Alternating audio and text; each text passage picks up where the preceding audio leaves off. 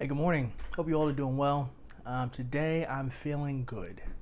Got a lot going on today, so we'll try to get through this and then jump into some other things. I got to go downtown and pick up a suit. A friend of mine is getting married in a couple months, and I ordered a suit, and then I got to get that fitted. Then a mentor of mine, who's a professor, has recommended one of her master's students reach out to me because they're doing their thesis on diversity and inclusion in the corporate and communication space. So I'm going to be someone that she interviews for that, which always thankful to be top of mind for. And there's just a bunch of other things in the ether. So I'm going to be taking care of that. And then I have a technician coming by. If you saw my previous video, this whole internet thing, they're coming by in maybe the next hour to take care of that. So got a little bit of some moving parts today, not all in my control, but we'll see how we net. So today I wanted to talk a little bit about well, let me take a step back. I had a hard time coming up with today's topic.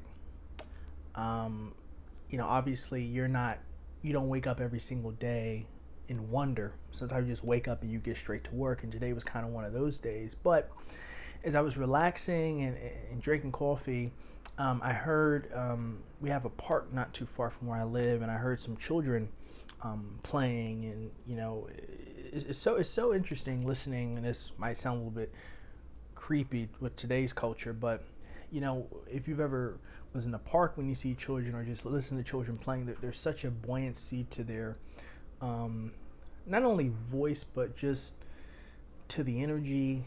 There's no restriction. There's no calculation. They're just having a good old time, and that just made me think about my childhood and the few moments of that I can remember, but more importantly, how, as I'm sure like all of you who are first generation, you come from immigrant parents, first generation college student, first generation XYZ, how we had to step up and grow up pretty early. So much of us, and I'll speak for myself here, I wouldn't say comfortably that I had much of a childhood. I had to grow up pretty early, right? Not only is kind of the man of the house, but then we were taking care of my great grandmother, and I just had to step up pretty early, right? And you're not always ready for that, but sometimes you just have to do it if you choose to accept that responsibility, which I did. Now, the point I'm trying to make here, though, is that got me thinking about, and I'm going somewhere with this, so stay with me. It made me think of like other people that are more famous that had to kind of step up early on in their lives. One in particular, Michael Jackson, right? It's funny I'm mentioning kids, Michael Jackson. This video is going to be crazy. But with due respect to the legend that was Michael Jackson, he had Neverland, and he, in many ways, many would say that he's trying to reclaim a sense of his childhood that he lost, right? Because he had to, his father, was really down on him about performing at the highest level, which he did, and became the superstar that the world knows. But he was still trying to hold on and reclaim a sense of childhood, even in adulthood. So the question for today is, let me pull it up. What piece of your childhood do you still hold on to? What piece of your childhood do you still hold on to? For me, and I want to take a little step back here. When I was growing up, my stepfather, who I call my father, he raised me most of my life, but I say it technicality here. He was, popular kid growing up and very charismatic, XYZ, but he was big into gaming. Gaming was a big part of his life. As a matter of fact, we're talking about the 80s and 90s. Gaming was big for a lot of people. It was that era where a lot of consoles started to come up. There was heavy competition.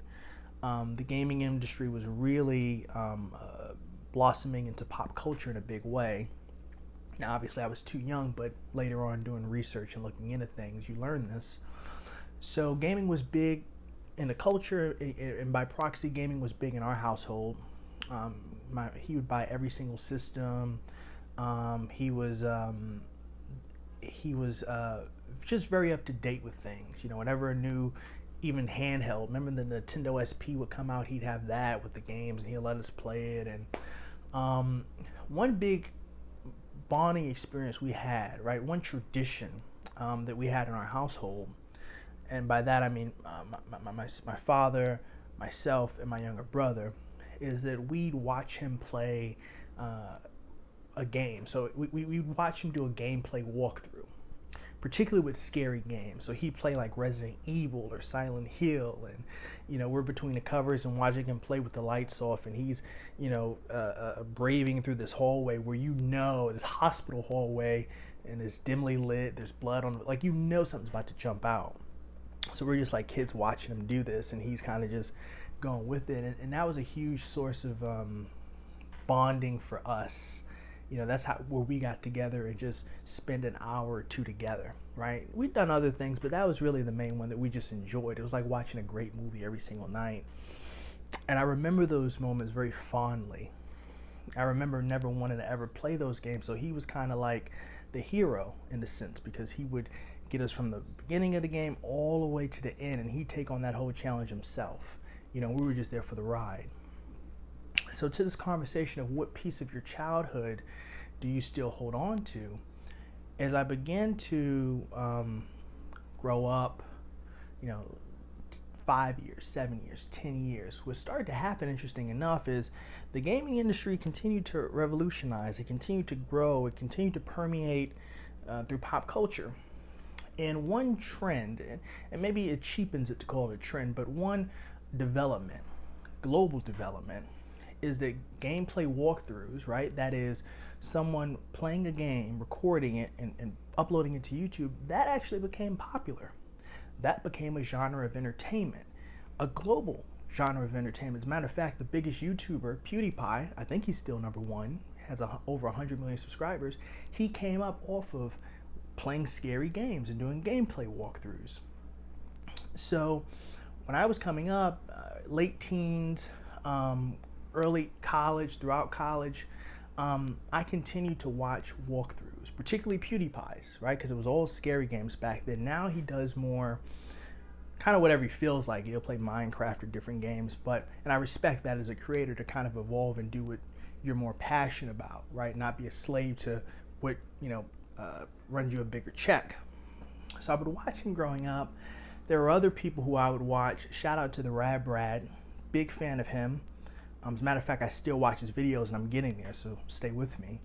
And he'd do walkthroughs of scary games. That kind of became the thing, scary games, because everyone was scared to play them themselves, so you'd watch these people play them and live vicariously through them in those moments. And that really became, again, as I was listening to these children today and saying, I had to grow up so early. What was my childhood like? Was there anything significant? And that was the thing that came to mind, was these gameplay walkthroughs. That is something that I still hold on to today. I still watch gameplay walkthroughs. I still watch the Rad Brad. I still watch PewDiePie every now and then. There's an assortment of other commentators and creators who I still watch their gameplay, right? Rad Brad probably being number one right now. And that is a piece of my childhood that I still hold on to.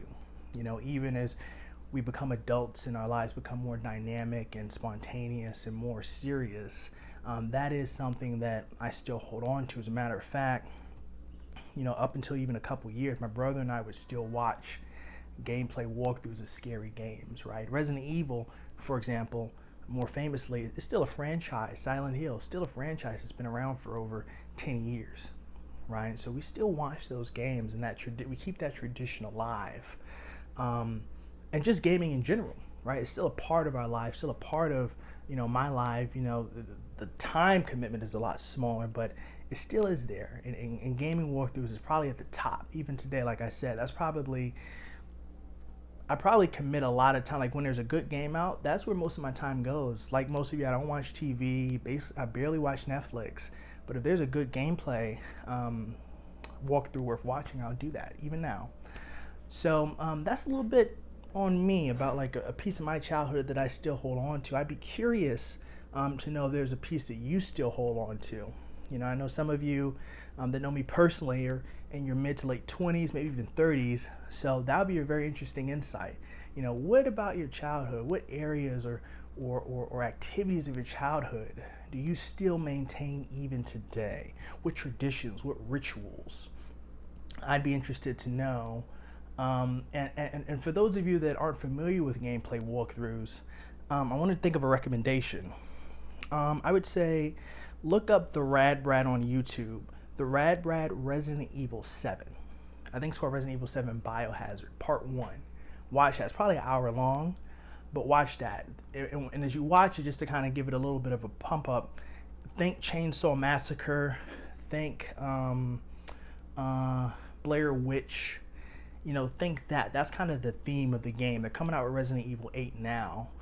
I don't know how I feel about it. It's kind of a vampire Victorian era theme, but this one right here, you'd love it. If you're looking to brave through a scary kind of movie, you should watch that. So make that your Friday night, Saturday night activity, and let me know what you think. Talk to you soon. Bye.